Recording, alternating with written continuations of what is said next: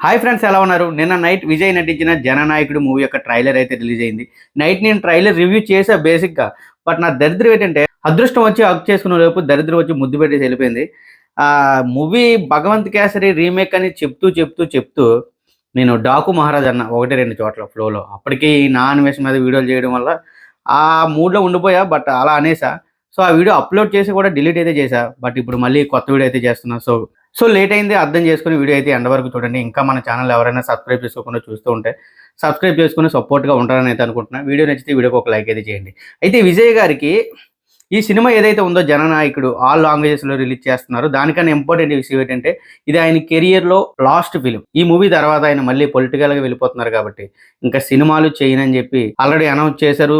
ఆయన ఫ్యాన్స్ ఎవరైతే ఉన్నారో తమిళనాడులో ముఖ్యంగా విపరీతమైన ఫ్యాన్ బేస్ ఉంది. మన తెలుగు హీరోల్లో స్టార్ హీరోలకు ఉండే ఫ్యాన్ బేస్ ఏదైతే ఉంటుందో తమిళనాడులో విజయ్ గారికి రెట్టింపు ఫ్యాన్ బేస్ అయితే ఉంటుంది. సో ఆయన పొలిటికల్‌గా కూడా వెళ్ళిపోతున్నారు కాబట్టి ఈ సినిమాతో ఎలాగైనా సరే హిట్ ఇవ్వాలని చెప్పి ఫ్యాన్స్ అందరూ చాలా బలంగా అయితే ఉన్నారు. ఈ సినిమా తాలూకా ప్రీ రిలీజ్ ఈవెంట్ కూడా ఇండియాలో కాకుండా బయట చేశారు. అక్కడ కూడా విపరీతమైన క్రౌడ్. ఆయన ఎంత ఇబ్బంది పడ్డారంటే అక్కడి నుంచి కార్ ఎక్కే లోపు ఆల్మోస్ట్ ఆయన ఒకసారి పడిపోయాడు. అయినా సరే ఫ్యాన్స్ అయితే వదలలే. ఇంకా లాస్ట్ అని చెప్పి ఆ స్టేజ్ మీద కూడా ఆయన డాన్స్ చేయడం చూశారు. ఇకపోతే ఈ సినిమా ట్రైలర్ చూసాక వీళ్ళు ఏదైతే ముందు నుంచి చెప్తూ ఉన్నారో ఈ 'భగవంత్ కేసరి' బాలకృష్ణ గారి మూవీ ఏదైతే ఉందో అదే మూవీ రీమేక్ అని చెప్పి సోషల్ మీడియాలో చాలా కథనాలు అయితే నడిచాయి.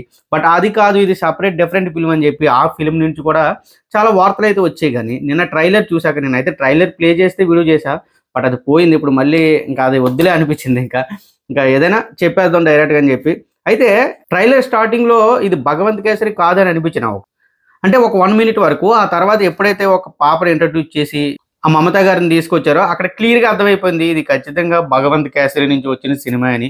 స్టోరీ టెంప్లెట్ అనేది యాజ్ ఇట్ ఈజ్ అంటే స్క్రిప్ట్ పరంగా థీమ్ ఏదైతే ఉందో మూవీ తాలూకా థీమ్ ఏదైతే ఉందో మెయిన్ థీమ్ ఈ 'భగవంత్ కేసరి' నుంచి తీసుకున్నారు. మరి అది కంప్లీట్‌లీ రీమేకా, రైట్స్ తీసుకున్నారా లేదనేది మనకు తెలీదు గానీ క్లియర్‌గా అర్థమైపోతుంది ఇది 'భగవంత్ కేసరియే'. మరి ఆ మాత్రం దానికి ఎందుకో ఇలా చెప్పుకోవడం అని నాకైతే అర్థం కాలే.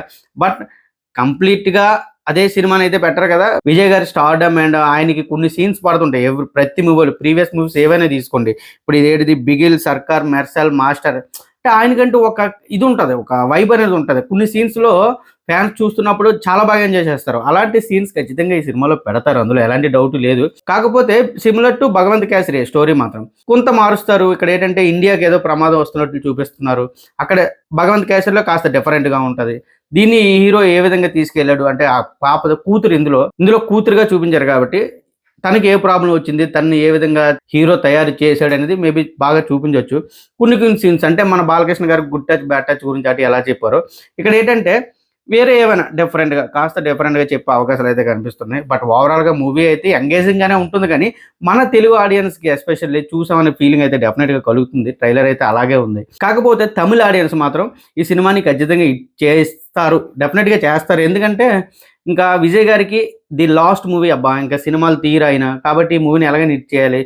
స్టోరీ కూడా మనకు నచ్చింది ఆల్రెడీ మనం హిట్ చేసాం. అక్కడ కూడా వాళ్ళకి నచ్చుతుంది. డెఫినెట్‌గా హిట్ అయితే చేస్తారు. అందులో ఎటువంటి డౌట్ లేదు. బట్ మన తెలుగులో మాత్రం అనుకున్నంత స్థాయిలో ఆడకపోవచ్చు అని నా ఫీలింగ్. మరి అదర్ లాంగ్వేజెస్‌లో ఎలా ఆడుతుందంటే డెఫినెట్‌గా బాగానే ఆడుతుంది. ఎందుకంటే 'భగవంత్ కేసరి' అనే సినిమా మనకి బాగా ఓన్ కానీ అదర్ లాంగ్వేజెస్ వాళ్ళకి కొత్తే కదా. సో ఆ స్టోరీని విజయ్ గారు పెద్ద హీరో స్టార్డమ్ అన్ని లాంగ్వేజెస్‌లో ఆయనకి ఫ్యాన్స్ ఉన్నారు.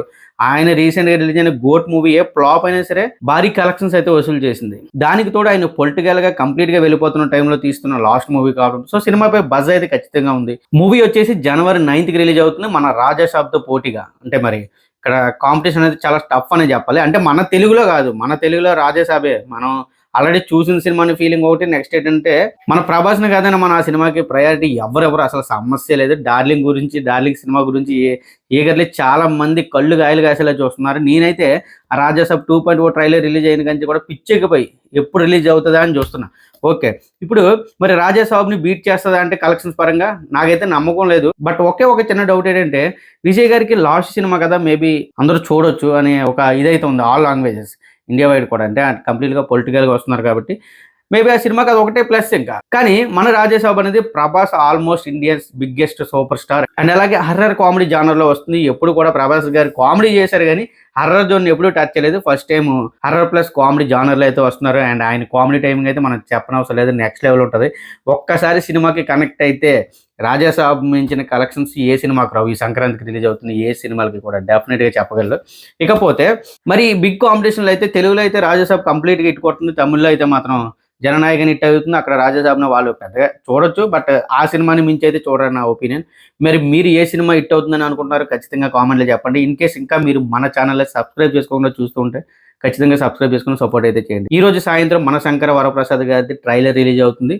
కాస్త లేట్గా పెడతా, పని చేసుకొని వచ్చి, సో అర్థం చేసుకోండి. ప్రతి వీడియోని కూడా ఎంకరేజ్ చేస్తూ చూస్తూ లైక్ చేస్తూ సబ్స్క్రైబ్ చేస్తూ సపోర్ట్ చేస్తారని మనస్ఫూర్తిగా కోరుకుంటున్నాను. Thank you guys, thanks for watching. జై హింద్.